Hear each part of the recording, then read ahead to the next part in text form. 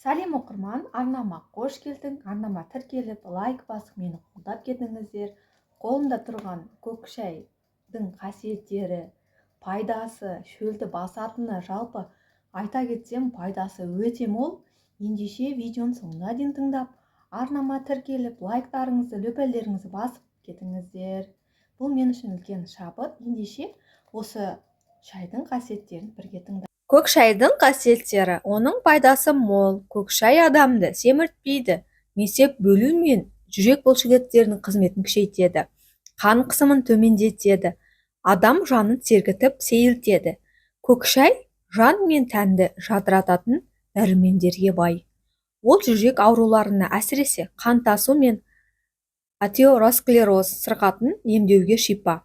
Адамдардың ерте қартаюына, әжімнің ерте түсуіне де ағзада дәрумендер мен микроэлементтердің аздығы басты себеп екендігі белгілі. Ал көк шайдың құрамында поливитаминді.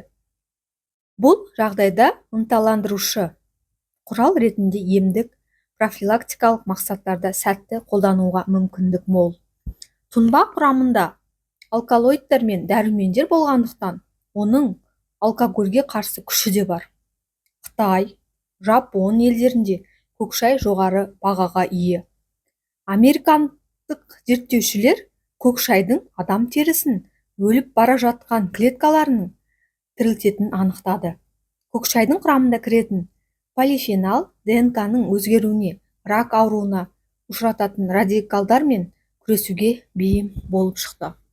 Сонымен қатар полифенолдың сау жасушаларды қорғап, ісікті жоятын қасиеті бар.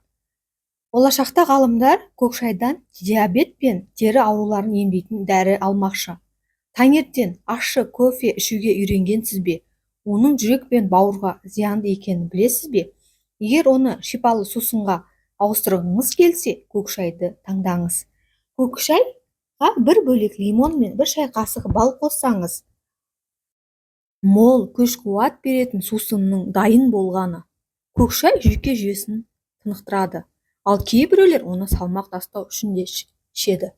Құрметті оқырман, видеом ұнаса, пайдалы болса, арнама тіркеліп, пікірлеріңізді жазып кетіңіздер. Сіздермен болған Сәуле, назарларыңызға рахмет.